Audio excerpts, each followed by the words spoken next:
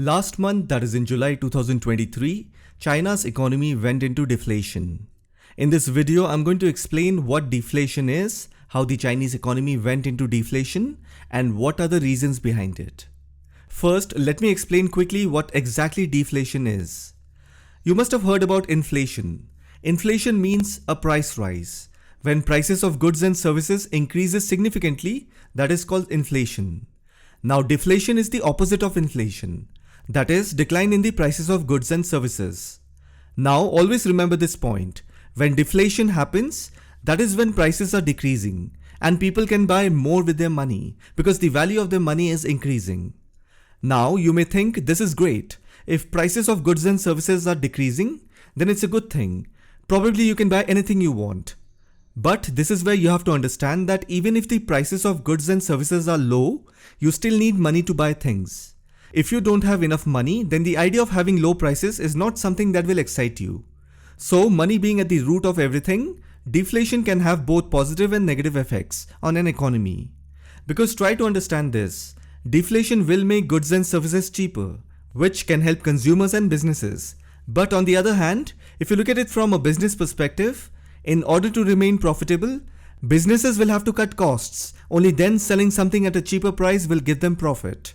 When businesses cut their cost, it often leads to job losses. If there are job losses, then how will you have enough money to buy anything, even if the prices of goods and services are low? So I hope you are able to understand this vicious cycle. Now let me also give you some reasons why deflation happens. Number 1.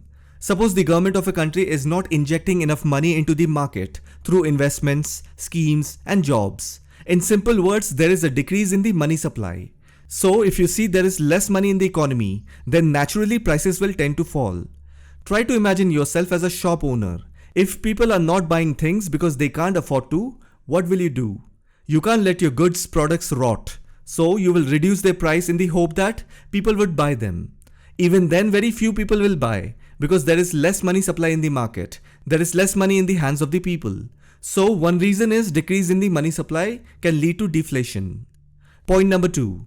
Now suppose that enough money supply is in the market, government is investing and creating jobs, etc. Even then, let's say people are not buying as many goods and services as they used to. Then this will also cause prices to fall. Now this is highly unlikely to happen because if you have more money in your hands, then it is very rare that your consumption will reduce. Usually we get to see opposite. People's spending increases. But nevertheless, this point is worth mentioning just to understand the theoretical concept. Point number 3. Now there is a third way of reducing prices of goods and services. That is when there is an increase in productivity. For example, if businesses become more efficient, they can produce more goods and services with the same amount of input, which can lead to lower prices. Again, this is also very highly unlikely to happen. So to understand deflation in a very simple way, always remember that demand and supply are two important factors of any market. If supply increases, then also the prices will go down, and similarly if demand decreases, then also the prices will go down. But usually it is seen that there are ways to manage excessive supply without having to reduce prices. What governments are doing is they are maintaining domestic prices of a good without reducing the prices even when there is excess supply. Governments export the excess supply to other countries and earn more profit. This way you can make an economy grow even faster because now you are making profit both domestically and internationally. That means if supply increases, then the prices have to go down. This need not be mandatory because there are ways of earning profit. Then we are only left with one option, which is decrease in demand. The major reason behind decreasing demand is not having enough money in the hands of the consumer. Today you will see all the advertisements on television and on the internet is focusing on how to spend, but no one is talking about earning or job creation. This is something that every country's government is struggling with. Be it a developed or developing country, the story is the same. Now that you have understood what deflation is and how it happens, we will now try to understand how China's economy went into deflation. As you know, China's economic growth has slowed significantly in recent years, especially since 2015. Let me point out major events on this graph. Number 1. China's population is aging rapidly, and this is putting a strain on the economy. The working age population is shrinking, which means that there are very few people to contribute to economic growth. That is why China officially ended its one-child policy on January 1, 2016, which was implemented in 1980. And then in 2021, you must have heard that the Chinese Communist Party has announced that it would allow couples to have up to 3 children. So these kind of population control policies are being relaxed for only one reason, so that more and more young people join the workforce. Point number 2. You can recollect that in July 2018, during Donald Trump's presidency, China and the United States trade war began. I even have a video on it. Do watch it to understand everything in detail. Anyhow, if you remember, the United States had imposed tariffs on $34 billion worth of Chinese imports. Then China retaliated with tariffs of $34 billion worth of American imports. This kept happening and had a significant impact on the economies of both countries. This also led to inflation, job losses, and uncertainty for businesses. Because of this trade war, relations between the United States and China started deteriorating, and also their economies took a nasty beating. Point number 3. Then, as you know, in 2020, COVID pandemic happened. It started in a place called Wuhan in China. Because of that, the entire world started criticizing China, and that had a significant impact on China's economy. As you are aware, the Chinese economy heavily relies on exports. Because of the pandemic, production and supply chains got disrupted, which led to a decline in consumer spending, and China's export reduced significantly. Point number 4. Again in 2022, Russia-Ukraine war started. As you know, the whole West collectively started putting numerous sanctions on Russia.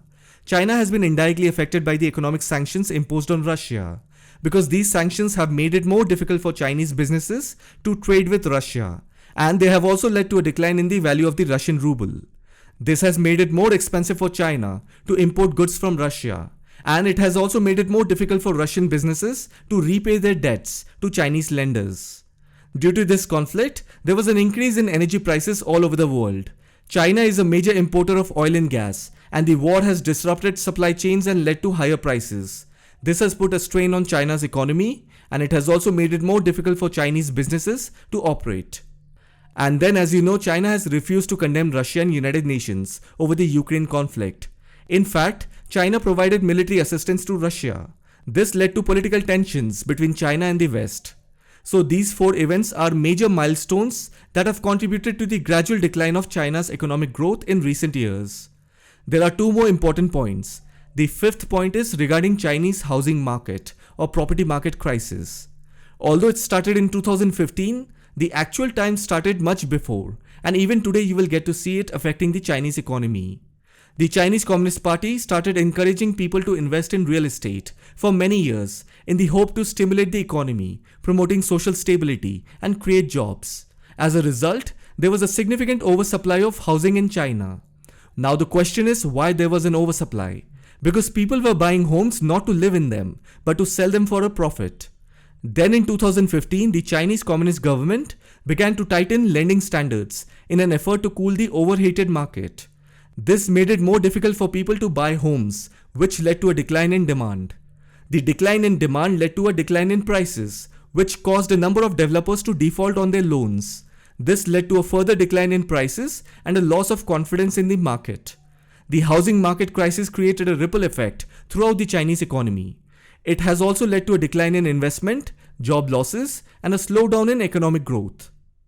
And the 6th point that also contributed to China's economic downturn is when the Chinese Communist government cracked down on the tech sectors that began in early 2020. It was initiated by President Xi Jinping because the Chinese Communist government had serious concerns about the power and influence of the country's tech giants. In other words, the Chinese government was asserting its control over the tech sector to prevent it from becoming too powerful.